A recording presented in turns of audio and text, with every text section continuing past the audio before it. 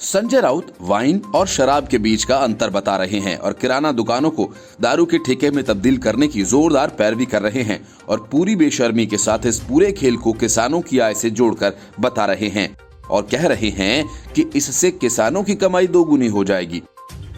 खैरियत ये रही कि संजय राउत ने इस विरोध को महाराष्ट्र का अपमान नहीं बताया। सुपर मॉल्स में वाइन की बिक्री को लेकर उद्धव ठाकरे की सरकार के साथ संजय राउत भी बुरी तरह से घिर गए हैं। अन्ना हजारे से लेकर बीजेपी तक के निशाने पर उद्धव ठाकरे और संजय राउत आ गए हैं। बीजेपी नेता किरीट सोमैया ने तो संजय राउत के इस वाइन प्रेम और उद्धव ठाकरे सरकार के फैसले के पीछे का पूरा खेल ही खोलकर सामने रख दिया। सोमैया ने कहा कि संजय राउत ऐसा इसलिए कह रहे हैं क्योंकि उनकी दो बेटियां एक वाइन कंपनी की पार्टनर हैं और उनका कारोबार में बड़ा निवेश है, जिससे राउत के परिवार को सालाना 100 करोड़ का मुनाफा होगा। किरीट सोमैया ने प्रेस कॉन्फ्रेंस आयोजित कर संजय राउत पर कई गंभीर आरोप लगाए। किरीट सोमैया ने कहा, महाराष्ट्र सरकार ने यह फैसला संजय राउत के परिवार को फायदा पहुंचाने के लिए किया है, जो एक वाइन कंपनी के साथ पार्टनरशिप में है।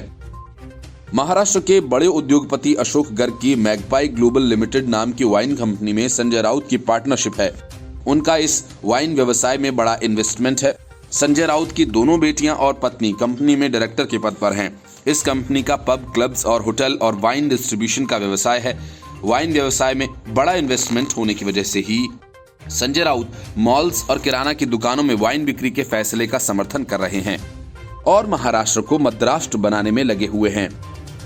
सोमैया ने आरोप लगाया कि कंपनी शराब वितरण में शामिल है और कंपनी में संजय राउत का निवेश है। यही कारण है कि वह सुपरमार्केट और वॉक इन स्टोर्स में शराब की बिक्री की अनुमति देने के राज्य सरकार के फैसले का समर्थन कर रहे हैं। इसलिए संजय राउत वाइन मतलब शराब नहीं कह रहे हैं और कह रहे हैं कि इस फैसले से किसानों को फायदा होगा। किरीट सोमैया ने कहा कि 16 अप्रैल 2021 को संजय राउत के परिवार ने इस कंपनी के साथ कॉन्ट्रैक्ट साइन किया है। संजय राउत की दोनों बेटियां विधाता और पूर्वशी इस कंपनी में डायरेक्टर हैं। सोमैया ने कहा कि अगर उनके आरोप गलत हैं तो संजय राउत इसे गलत साबित करके दिखाएं। वहीं जब किरीट सोमैया ने राउत की पूरी पोल पट्टी खोल दी तो अपने बचाव में राउत ने सामने आकर कहा कि हाँ, उद्योगपति अशोक गर्ग हमारे मित्र हैं, तो अगर कोई शख्स, कोई परिवार किसी तरह का बिजनेस करता है, कोई काम करता है तो गुनाह करता है क्या? मैंने उनसे दोस्ती करके गुनाह किया है? बीजेपी के कितने नेताओं की वाइनरी और शुगर मिल्स हैं, ये भी पता करिए। आप हमारे घरों के अंदर तक घुस आए हैं, बच्चों तक बात आ रही है। महाराष्ट्र की राजनीति का ये संस्कार नहीं है। महाराष्ट्र की राजनीति में ये सब चलेगा नहीं। महाराष्ट्र की महाविकास अघाड़ी सरकार ने राज्य के मॉल्स, सुपरमार्केट्स और किराने की दुकानों में वाइन की बिक्री की इजाजत दी है। इसका बीजेपी विरोध कर रही है।